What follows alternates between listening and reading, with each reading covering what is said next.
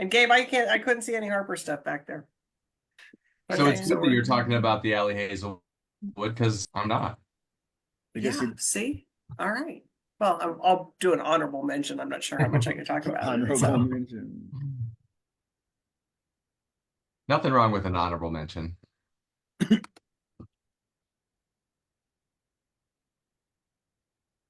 Whoops.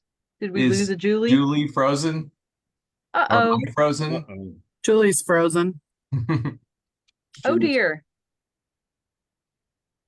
Well, The yeah, the Hi. rats are taking over the ship. how long have we been doing this?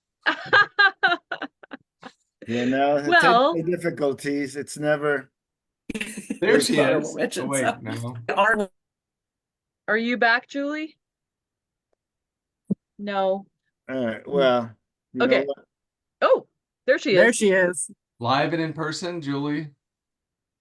Wait, did you hear me babbling at all? No. No. Okay, because I have no idea what got recorded, what didn't, because I'm at the store, so the internet at the store is just like. So I was just saying, Unstable. you were all frozen, so I was just sitting here babbling in the background. So glad you didn't hear all that. And then all of a sudden y'all went away. So, anyways, all right. I won't take up any more of anybody's time who's actually out there watching us right now or what's being recorded. So it's going to go Gabe, Julia, Tom. And so, Gabe, I think you should have share screen. Take it away. Let's do this. Let's do it. So, sorry, I can only access this from the full screen. So the first book I'm talking about is one of my old favorites, Peter Swanson, one of our fun, one of our best-selling mystery writers. He and Lucy Foley are up there. Lucy sells a lot of books. But Peter's he's one of my faves. He doesn't repeat himself too much. He got kind of caught up early on. Two of the best noir novels I've ever read are his first two novels. They're really, really good. He stumbled a little bit in between trying to find his voice, but he's really found it and he's come out strong. He was always a good writer, always put together a good mystery. We were just trying to find a direction because the noir stuff, while I think is fun for a small group of mystery readers, it's not the end all be all like I used to think as a youngster. It's not necessarily a lot of noir readers out there. So he found a good voice. He found a good path, and he's been just knocking out these great mysteries for the last, 8, 9, 10 years. In this one, we have a newlywed couple, young librarian who is thinking she's going to be alone for the rest of her life, but one day meets a young man, and they get married, and for a year, everything is rosy. And then he comes home. He's on the road a lot. Her husband's on the road a bit. And he comes home one day and there's like blood on one of his shirts. There's a tear on another one another time. Her brain starts to think. She starts keeping track of his travels and starts noticing that wherever he is and the dates that he's in a certain town, there's always an unknown murder committed. So is he a serial killer? Is he an assassin for hire? Is it just her imagination? So with that premise, he kicks it off, and then she enlists a good friend of hers, Lily, to help her out and help investigate her husband. And what Lily finds is more perplexing and wicked than they ever expected. And I'm going to leave it at that. I like it. It's a good place to leave it. And I will say that I've always read the great reviews that Peter Swanson has gotten, but the reason I know Peter Swanson is from Gabe talking about book after book after book. After book. But, Yeah. So I'm quite I haven't read him yet, but he's on my list of. I know. I want to read them too. And so it's just I made it too easy for you guys to sell them. That's why. That's what I do. That's right. All right. Julie's frozen again. So I'm gonna Just jump share. in. Yeah, I'm gonna I gotta get share. them. I know. Exactly. Oh, there you go. Okay. So my book is Swan Song by Ellen Hildebrand. Warwick's has signed copies of this, so you should definitely get them from Warwick's. This is Ellen Hildebrand's final Nantucket novel. She's not going away, but she's not going to write her Nantucket novels anymore. So This is the one to sort of savor and enjoy, and maybe go back and read them all again, if you haven't read them all. But Ellen Hildebrand has been writing these. I think this is in the 30s, the number of Nantucket novels there are. There's a Dang. lot. I know. And I think people have come to sort of be excited that every year they're going to get one. So I will tell you that there's some great new stuff coming from her, but this is savor this last Nantucket novel. This one sort of ends the series and rounds out the story of this group of friends, and their adventures on Nantucket. The perfect summer read, the perfect read for the beach, or, you know, if you're out on the back deck enjoying a cocktail of some sort, in an Adirondack chair, then this is the book you want to have in your hands. Yep. And like you mentioned, signed copies right here. And like I said, it's like, and like Darcy was saying on here, it's a great name for her last book, The Swan Song. I know. Perfect. So perfect name for it. And so it'd be kind of good to have a signed copy of her last Nantucket book. Yeah. So there you go. And that I love it. cover says it all, like says Yeah. summer read. Oh, Yeah. for Yeah. sure. And I love her. She's just, we've hosted her a few times, and she's so great to her fans. She's great to the booksellers. She's really just, she's solid. Yeah. So love to support her. So yay, Great. Ellen. All right, Tom. Okay, so my book, I'm starting with Malas by Marcela Fuentes, which even in this crude like printout of the cover, you can see how gorgeous that cover is. Really is. And I love that, you know, it's a debut and you never know what's going to happen with debuts, but this is a debut novel that's getting a lot of buzz, starting with last week on Good Morning America. It's the Good Morning America pick for this month. And it's a great read. It's set in a Texas border town, both in the 1950s and in the 1990s. And Lulu is the teenager in the 1990s whose quinceañera is coming up, and she's dealing with her father, who is trying to keep her from doing all the rebellious things that she wants to do, including a punk rock band that she's got going on in secret. She's a fantastic character, and she befriends a mysterious old woman in town. And so it's got these really vibrant women characters that just stay with you. It's steep, so it's a coming of age story. It's just, you learn a lot about Mexican culture, what life in this border town is like. And the father is, he's a great character, but he's really, he's terrified that his daughter will become a malas, so a bad woman. And whereas she's like embracing that badness, because it's not really that bad. So all of the setting was unfamiliar to me, but all of the issues that are going on are familiar to all of us, and it really is a great, fantastic read. The reviews are so good.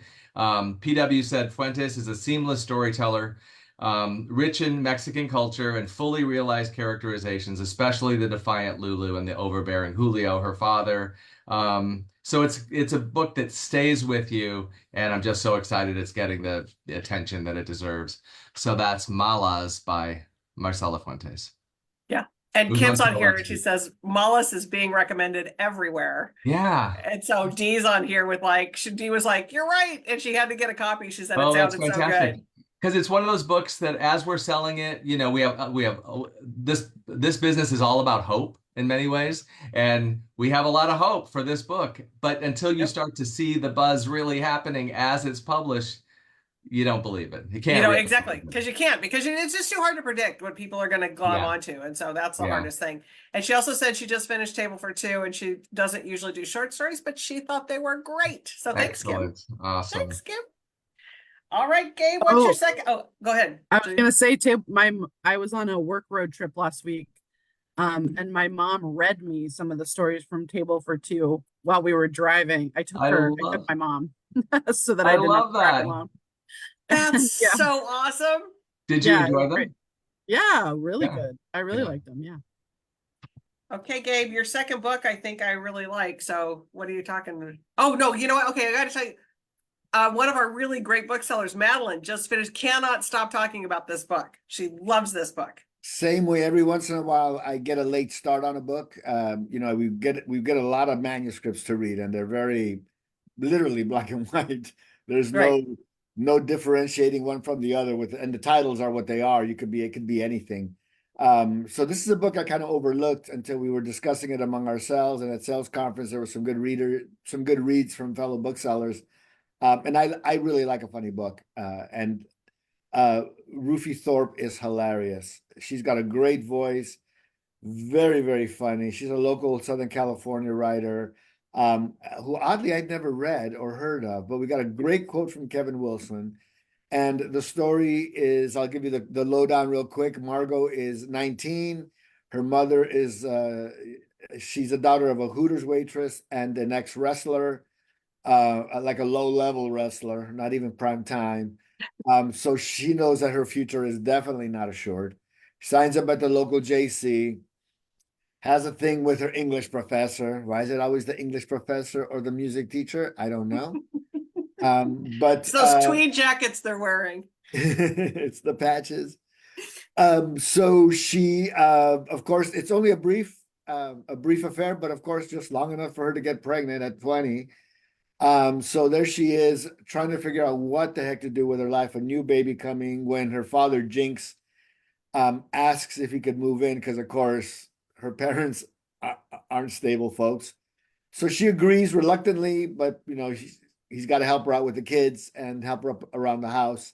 But along the way, they get to know each other a little better, and she opens up a fans only page. And with the help of Jinx teaching her how to create a character, how to become beloved by your fans, she starts being a bit of a success. But then what happens when you have success? There could be a downside. So I will leave it there as well. So pick it up if you want to laugh, if you want to enjoy some really good storytelling and laugh and spend some time with some great characters. A great summer book. I mean, it's great anytime, but it really is kind of like, you know, what you want at the beach, by the pool, on your vacation, on the plane, on the train. Yep. Oh no, that's Madeline. We were talking about another book, and she was talking about this yesterday. I just saw her in the store talking to someone. She's all about this book right now. So It sounds like so it's a much good fun. one. Yep. All right, Julia. Okay, so my next book is a big one. It came out last week. And it is Eruption by Oh, yeah. Michael Crichton and James Patterson. So this was there was about 120 pages of a Michael Crichton manuscript of this book left when he died, and his widow Sherry Crichton you know, was looking for the perfect person to help finish it and round it out. And she and James Patterson got to talking, and she decided that he might be the best person to help finish this book.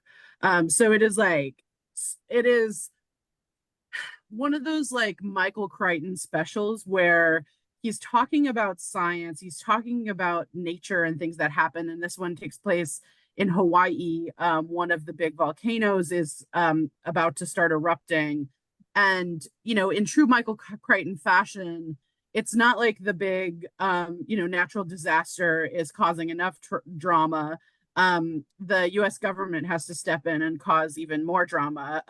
You know, so private company and sort of government intervention, it was his thing that he sort of, you know, all the Michael Crichton books I read when I was younger, I feel like, you know, were great. There was great science in it. And then it was like, what happens when people don't sort of heed how powerful some of this science really is. And this is exactly, you know, that's what you sign up for. Obviously Michael Crichton died in 2008. So this is probably one of the last things of his that has yet to be published. A funny story is that I ended up at his sort of like memorial at Book Expo in 2009, and Joan Didion and him were very good friends, and she walked in the door and I looked at my boss at the time and said, I don't think we're cool enough to be at this party. So Wow, But I that's don't a picture that's the a two, I don't Eruption. picture the two of them together either. Joan Didion and Oh, Michael no, but they Crichton. were I like love good that. friends. They loved each other. Yeah. So anyway, but Eruption by Michael Crichton and with James Patterson, it came out last week. And I think it's one that if you're missing that voice, definitely pick it up. Well, and I saw a trailer thing on it, which was so good. I'm not giving anything away because it was on one of the promo trailers for it. But it says those the volcanoes going on, it's what's under the volcano. And it's just like, oh, and that's where you know Michael just like is so good about it's like, oh my God, what's under the volcano? So Well, it's like I think about Jurassic Park all the time and how like as a kid I was just to date myself, I was 10 when Jurassic Park came out. And so like it was such a big like it was so cool to see all the dinosaurs and stuff. And then now as an adult, I'm like this is about how if you cut corners on your IT department, like it messes you up real quick. Anything real can happen. bad. Real bad. And that's another, I mean, I know that the Margot book is a good sorry. Crichton books are a great summer read too. That's that, you So- know, he's just like just sit on a beach and just oh yeah. So love it. Yeah. Okay, Tom. All right, it's almost as if we planned this, Julia, but we didn't. My favorite book of the summer is called The Friday Afternoon Club by Griffin Dunne, so his Aunt Joan happens to be Joan Didion. She was married to John Gregory Dunne, who was the brother of Griffin's father, Dominic Dunne. And so Griffin grew up in Beverly Hills in this rarefied world of money for sure. And then once his father was when he was young, his father was a TV producer, a successful TV producer who eventually hit kind of rock bottom before coming back as Dominic Dunne became a super famous writer for Vanity Fair. He wrote novels, but he covered the Menendez brothers trial, the OJ trial.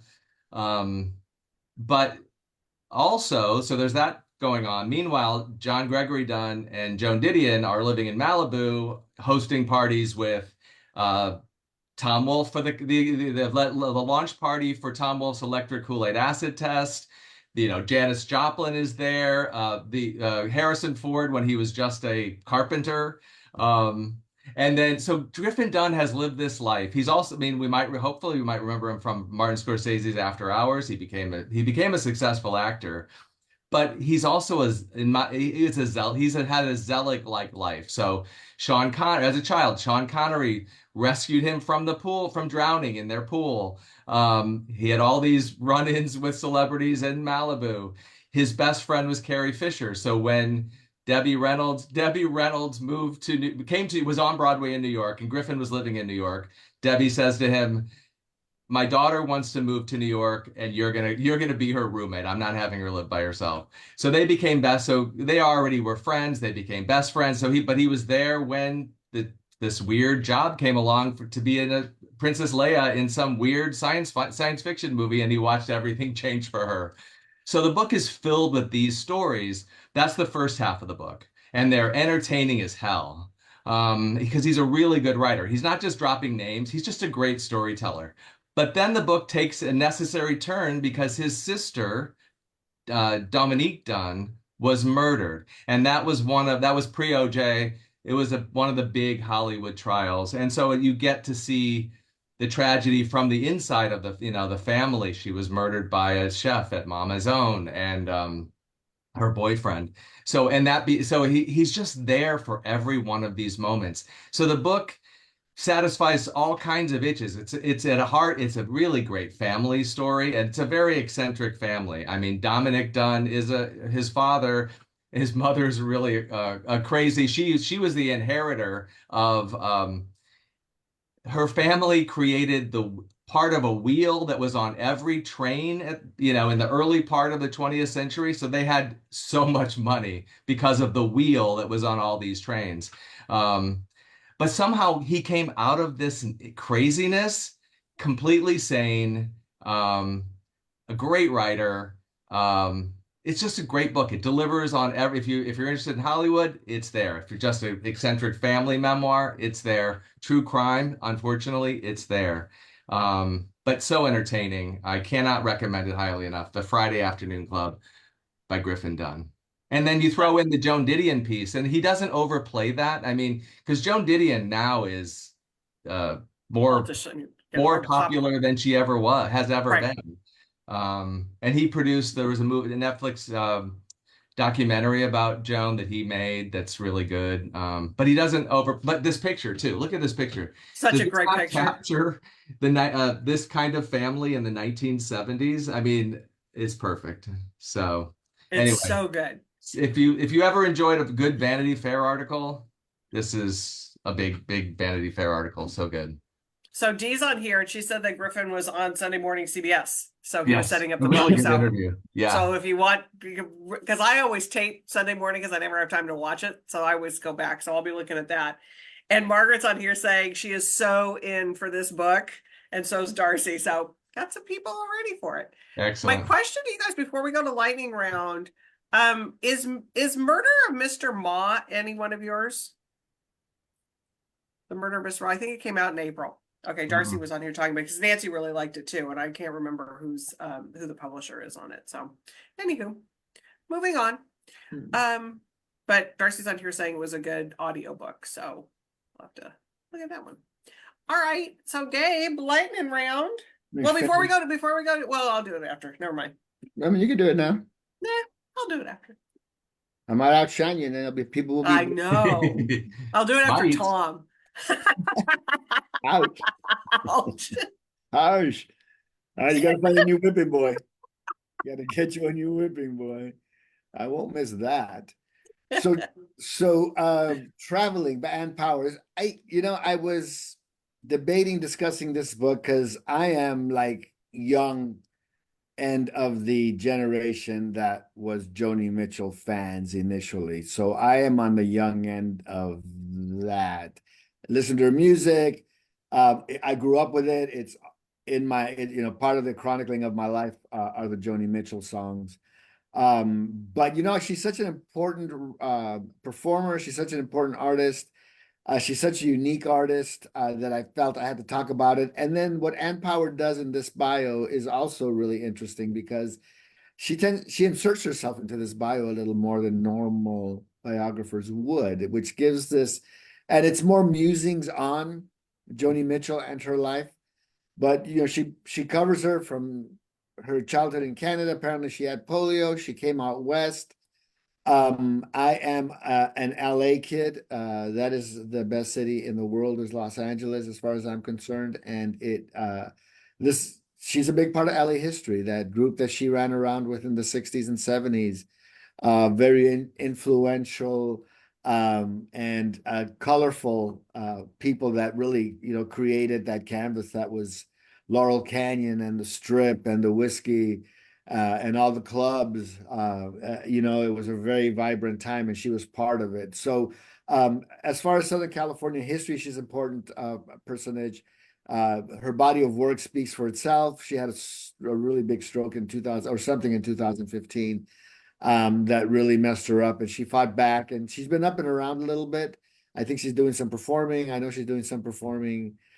She showed up at a couple of award shows. So she's back, not, I won't say with a vengeance, but I think people are appreciating what she brought to the table, what she's done, and who she is and has been. We even did a kid's book, a picture book, Joni Mitchell, like 5 years ago at Harper, 4 or 5 years ago.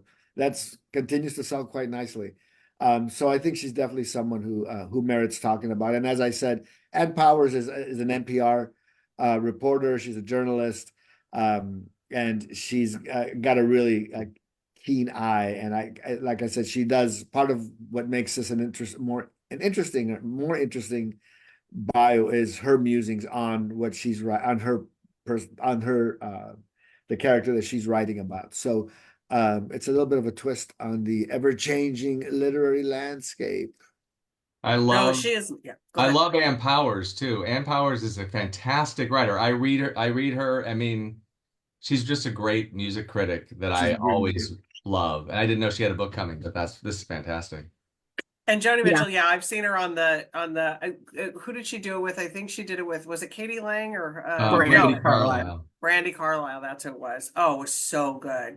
Yeah, I mean, Um, Prince, she's a big fan. Prince was a big fan. Yeah. She's an icon. I She's mean, iconic. yeah, who Yeah. not a big fan of Joni Mitchell? You're Yeah.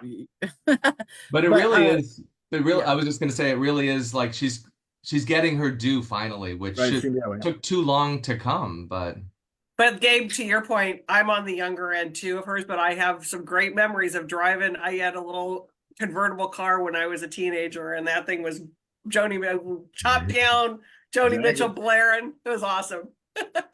I mean, the 3 album run of Blue, Ladies of the Canyon, and oh God, Court and Spark is like yeah. unbeatable. Blue was my Yeah, favorite. exactly. Yeah, Blue was awesome. And agreed with Tom. Ann Powers, read anything Ann Powers writes about music. She's the greatest. Okay, Julia, what do you got? Okay, me. Okay, Thank you. so I lost my hang on. I lost my Edelweiss. I did. But mine, so this is a personal favorite book of mine from the season. And it is called All Friends Are Necessary, and it's a novel by Thomas Moniz. He's based in Oakland. And this is like, the way I think about it is it's like a millennial family drama. So unlike, say, family drama of a different generation, this is about this group of friends in the Bay Area. They're in their early to mid 30s. They're at varying levels of success professionally. They're making varying levels of good and bad decisions about their romantic lives. They are sort of, trying to get through. And they are this big sort of chosen family. And I think it just speaks to a generation of people who, are getting married later and later, who are having kids later and later. And so you have this like, this chosen family that you sort of deal with. And what I really love about it is that it's this like, it's kind of this big hug of a novel. It like made me feel so warm and fuzzy. Even as people are like making truly heinously bad, just particularly for their romantic lives. There's quite a few choices that I myself would not make. But like, it's just, I don't know. I just loved it. It made me feel seen. It made me feel heard in certain ways. And I just thought that it was unlike anything I had seen, and yet a lot like things that I have experienced in my life. So All Friends Are Necessary. It's, I think just a truly great sort of family drama. It really is. And I read it, and it's really Yeah. good. And it's really one of those books that it's like, just encompasses all the good and bad with friendship, and how Yeah. friends will stick with you through all those bad decisions. Yeah, exactly. We gotta love them for that. Thank God they will. Exactly. It's a really good book. It really is. Just read it really well. That's Okay, awesome. Tom. Okay, my lightning round pick is Annabelle Monahan's Summer Romance, trade paperback original, which came out, I think is it coming out tomorrow, or no, it was last week. Yeah, last Tuesday. And Annabelle Monahan has been growing for us book to book just because readers love her books. So the last one was Same Time Next Summer, and now the new one, Summer Romance.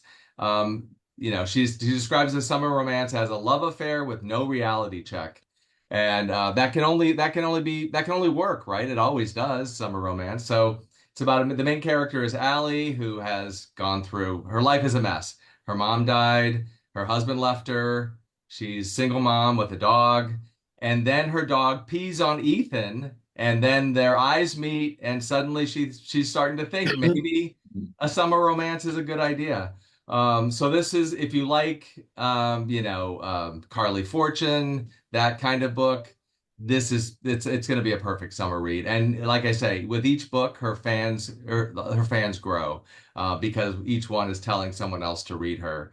PW says Monahan makes the blossoming love between Allie and Ethan both believable and heartwarming as they grow together out of painful past experience. It's the ideal beach read. So, summer romance, Annabelle Monahan. So see, Gabe, I knew I should go after Tom because I'm going to talk about another one of his Yeah, books. perfect. Another summer book. That, Another summer, and anytime Allie Hazelwood has something coming out, it's a big deal. And this one is an independent bookstore exclusive edition. that's right. Not sure what that means, but we got it. So Yeah, I wish I knew what that meant too, but I don't know. It's like extra material, I think. maybe there's an epilogue that maybe isn't in the other ones. I don't know, but it's exclusive to the bookstore. So if you're an Allie Hazelwood fan, there you go. And I just wanted Well, real quick. can I throw in something about her? Yeah. She's like next to Emily Henry, she is I would say our fastest growing writer. She's huge bestseller. And then I've had booksellers tell me this is their favorite ever book. So Oh, well, there you go. Well, I'm going to take you completely away from all of that. I just started this and it's a trilogy, which normally I don't read a trilogy when it's a first book out because my brain isn't strong enough to remember you everything. want to wait by until the they're time. all out. Yeah. Yeah. So, but I couldn't help myself because this is The Throne and it's Andrea's book. It's The Throne and it's about Machiavelli and the Borgias. All Oh, of my dang. Oh, dang. It's so good. It is just like it's a translation. I just am all in. And Yeah, so, now that's a history. Yeah. and it's so, I mean, it's a history, but it's like it's just like the best You like gobble it up, right? oh Yeah, my juicy. God. It's It's juicy. so juicy. Because I mean, Cesare Borgia is just and when Machiavelli first gets so the very beginning is where they meet each Can't wait. I got that on the coffee table. Deborah brought it home a week ago, and I've been finishing a couple of things, and that's next on my list too, because it's a great package. Beautiful It's a book. great pack. It's but a beautiful it's the beginning of cover. a trilogy, you said? the beginning of a trilogy, which normally I would not do, but I can't. Just the time period, 1500s we're in Florence and the start of that whole thing. And I crack up because some of the Italian families, like the Orsinis, I can only think of like The Godfather. Like so these names have been around for a long time. Right. The They've been Corleones. doing some pretty bad stuff. Yeah. That sounds amazing. Is It's that so a good. Europa? Is that Europa, Julie? It's Europa. Europa. Yeah, Yeah. it's a Europa title. So Cool. oh my God. So like I said, I'm not very far into it, but far enough that it's like it's got me. So there you go. All right. Italians acting crazy. That's what we do. I mean, I can And- speak for us as a people. That's what we do. As your people. Well, in my thing, honestly, it's like, I mean, you always hear about Machiavelli and you hear about like what the verb that he is. But it's like, I never really dug into really what the whole start of like how and this starts out, he's in his 30s. He isn't this is the beginning of what makes him who he becomes. And so it's really good. That's Product of awesome. his society, man. Oh yeah. It's just like, holy cow. So, and Cesare Borgia, I mean, I don't know if anybody watched that series with Jeremy Irons. Yeah, it was pretty bad, but I watched it. It was bad, but it was addicting. I watched the whole thing. It was I did bad, too. but I loved every minute I of did it. too. Double dealings, always a knife in the shoe. Oh man. So yeah, it was one of those. It's like, it was so bad, it was good. It was good. I watched all of it. In fact, I went to look for it and I couldn't find it to like because I was like, oh, I gotta rewatch this. I forgot about some of that stuff. Yeah, I need to know where to find that. I guess. I thought Showtime. Is it Showtime? I Yeah. thought it was on Showtime. I Yeah. think it was Showtime. It wasn't HBO. It was No, probably Jeff Bezos probably owns it now, but whatever. All right. Okay. So I will not be here next week. I'm going to visit those little granddaughters of mine tomorrow. I have an dark 30 flight tomorrow. So, oh, Tom, I forgot to tell you too, we have Timothy Egan at the store tonight. Oh, that's fantastic. He'll be Yes, fascinating. I know. That's why I'm here. It's like, even though I've got an Oh Dark 30 Oh, flight, yeah. I am here to listen to, what was the book again? I can't remember. Fever in the Heartland. Fever in the Heartland. Yeah. And that was so, really interesting book. yeah, I cannot wait to Oh, hear he'll his be great. conversation. So anybody that's around San Diego still got a couple hours to get here. So he'll be a Yeah, don't really miss good him. discussion. So can't wait for that. So then we'll be back here in studio. Amanda will be here doing tea time next week when I'm not here. And then because we're actually hosting, you mentioned Carly Fortune. Carly Fortune will be here next week. That's right. On Monday. But then we'll be back here on the 24th in studio with Shannon. Oh, so- that's right. Shannon's doing a live. Shannon's coming live in studio. So, all right, you guys. Well, thanks for coming in. Lots of really good reads. Thank you, Reps, for doing this again this week with us. And happy summer reading, everybody. See you later.